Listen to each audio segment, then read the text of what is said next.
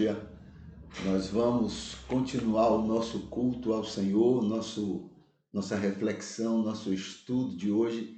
A gente vai estar pensando a respeito da palavra de Deus, a respeito da revelação de Deus, a respeito do que no Salmo é da inspiração de Deus e o que não é da inspiração de Deus. É isso que a gente tem visto, tá? É isso que a gente tem conversado nesse tempo, por algum tempo. Nós estamos atualmente no Salmo 26.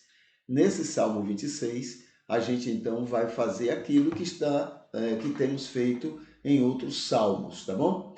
Veja só, nesse Salmo 26, a gente tem aqui, vamos estar refletindo, conversando sobre a segunda parte dele, que é o texto dos versículos 7 até o versículo 12. Como é que temos trabalhado isso? Como é que temos entendido tudo isso? A gente parte do seguinte pressuposto. Tudo nesse mundo, na Bíblia ou fora da Bíblia, tudo, qualquer coisa, qualquer palavra, qualquer ensino que seja coerente com a palavra de Deus, então isto é palavra de Deus. Tudo que é coerente com a vida, o ensino de Jesus é palavra de Deus. Tudo, qualquer coisa, não importa quem esteja fazendo, tá bom? Lembra que Deus chegou a usar o rei, o rei Ciro, foi o rei Ciro, para atuar favorável a um projeto dele. Muito bem. Então, não importa quem seja, Deus fala, Deus instrui. Tudo aquilo que é coerente com o ensino de Jesus é de Deus. O texto bíblico chega a chamar Ciro de meu ungido. Então, só para você entender, olha, se Israel conseguiu entender isso, o que é uma coisa absurda, entender isso de Deus, dentro da prepotência do povo de Israel, o chamado povo de Deus, então não fica difícil para a gente compreender que Deus usa quem quer que seja. Não importa se a gente gosta, se a gente não gosta, não importa se a gente concorda ou não concorda, Deus usa muita gente, para expor a sua revelação. Então, tudo em qualquer lugar, dentro ou fora da Bíblia, que seja coerente com Jesus, não com Moisés, mas com Jesus, é palavra de Deus. Tudo, no mundo todo, dentro e fora da Bíblia, que seja diferente, incoerente com o ensino de Jesus, pode estar dentro da Bíblia. E vamos encontrar muita coisa, ou fora da Bíblia. Tudo que foi incoerente com Jesus não é palavra de Deus. Entendeu? Não é palavra de Deus. Não é da inspiração de Deus. Não é revelação de Deus. Só é revelação de Deus aquilo que é coerente com Jesus. Então, a partir dessa informação básica, fundamental, entendeu? Fundamental. Aí a gente então tem analisado esses salmos. Estamos, como eu disse, no Salmo 26. Até agora, somente o 19 e o 23 são totalmente coerentes com Jesus. Somente esses dois. Os outros, só um pouquinho ou nada, Os outros não são totalmente coerentes. Vamos ver então o Salmo 26. Já vimos o versículo de 1 a 6, agora vamos analisar os versículos de 7 até o 12. Tá? Vamos ver. O salmista diz, só para poder ver o contexto, ele está falando lá, Senhor, me abençoa, Senhor, promove justiça na minha vida. Essa é a oração do salmista até o versículo 6. Aí agora vem o 7. Faça isso, Senhor, para que eu declare com voz de louvores e para contar todas as tuas maravilhas. Senhor, eu amo a morada da tua casa e o lugar onde habita a tua glória, o templo de Jerusalém. Deus é nosso, não é de ninguém, não é nosso. Por isso que ele está lá, em Jerusalém. É prepotência, né? Não juntes minha alma com os pecadores, nem minha vida com homens sanguinários, Senhor. Oh, Senhor, eu sou muito especial, não me misture com essas pessoas, tá? Nas mãos deles há há más intenções. Nas mãos deles. Na minha não, Senhor, na deles. E sua mão direita é cheia de suborno. A mão deles, Senhor, a minha não. A minha é maravilhosa. A mão deles é cheia de suborno. Mas eu ando em minha sinceridade. Livra-me e tem piedade de mim, Senhor.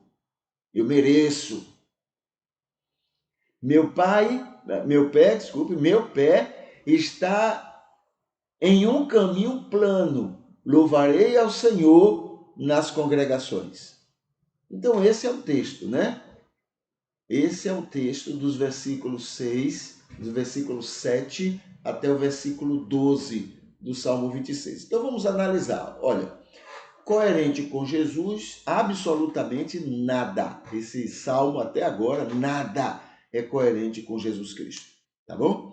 Agora, entre as incoerências com Jesus, vamos analisar o que é que ele diz. Versículo 7. Faça justiça comigo, Senhor, para que eu divulgue teus louvores e tuas maravilhas. É igual o caso de Jacó. Se Deus me abençoar, eu darei o meu dízimo. Se. Agora, se do meu jeito, porque Deus já estava abençoando, claro, naturalmente, porque Deus amava Jacó, apesar de Jacó ser Jacó. Mas Deus já amava, já abençoava. Entendeu? Mas se ele me abençoar do jeito que eu achar que está me abençoando, eu vou dar meu dízimo. É o espírito do salmista. É farinha do mesmo saco. Tá? Lembrando que nós não somos melhores do que eles não, tá? A gente age mais ou menos dessa forma aí. Muito bem. Então, versículo 7, né, ainda. O comentário diz assim: o salmista está fazendo barganha com Deus. No versículo 7. Troca. Ele diz que vai adorar e divulgar se lhe for feito justiça por parte de Deus. Se Deus fizer justiça, eu vou adorá-lo. Do jeito que ele quer. Do jeito, Senhor, que eu estou pedindo. Se tu fizeres o que eu estou pedindo, eu vou te adorar no meio da congregação. Pois o Senhor já lhe faz justiça, mas para ele é insuficiente. Tá? Então esse é o espírito humano, né?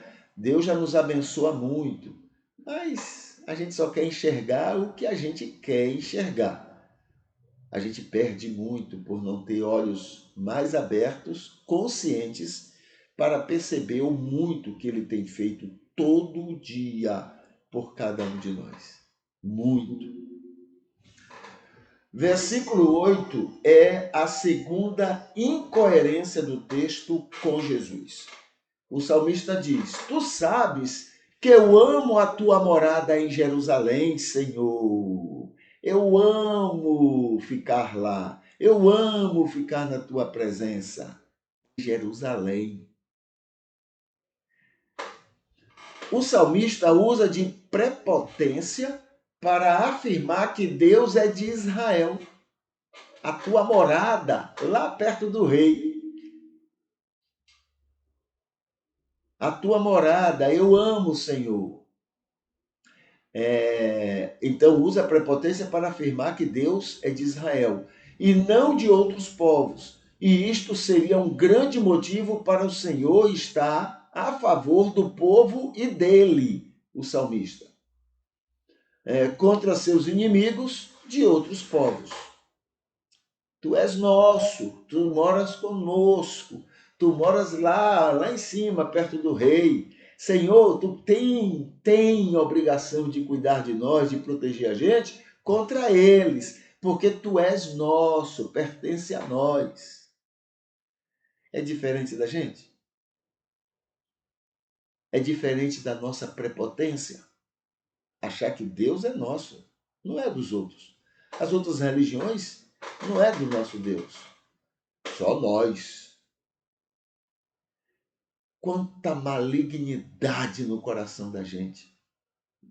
É diante dessas coisas que a gente vê o quanto Deus é misericordioso com a gente, como é paciente.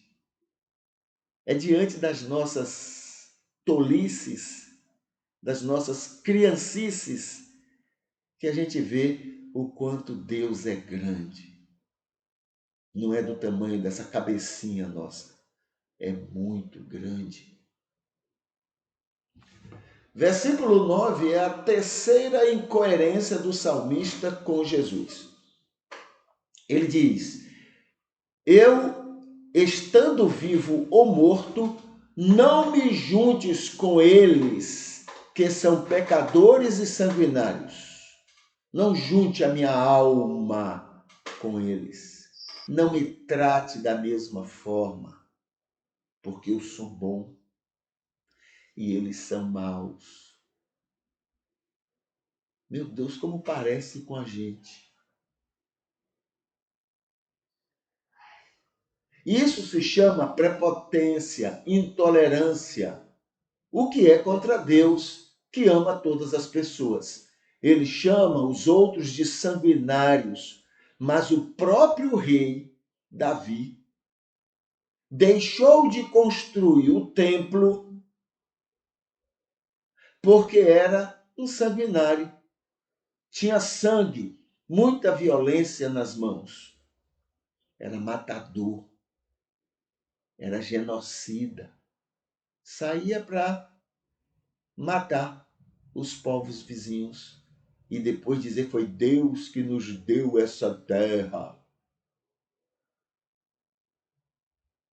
Deus é que nos mandou matar eles para tomar as terras deles. Foi assim que os cristãos entraram no Brasil, mataram os índios, que eram donos das terras. Foi assim que os cristãos entraram lá nos Estados Unidos, mataram os índios para tomar as terras. Foi assim que os cristãos da Europa entraram na África, mataram e escravizaram os nativos, porque diziam que era Deus que estava dando. Mas que Deus é esse?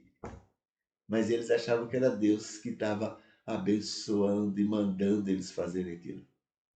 Não mandou na cabeça de Moisés, não foi Deus que mandou fazer tudo aquilo, então também eles fazem hoje tranquilamente, sem problema. E é para a glória de Deus. E não são piores do que nós. Porque com a nossa maldade, principalmente o joio, né? No lugar deles, nós faríamos as mesmas coisas. E temos feito muitas coisas semelhantes.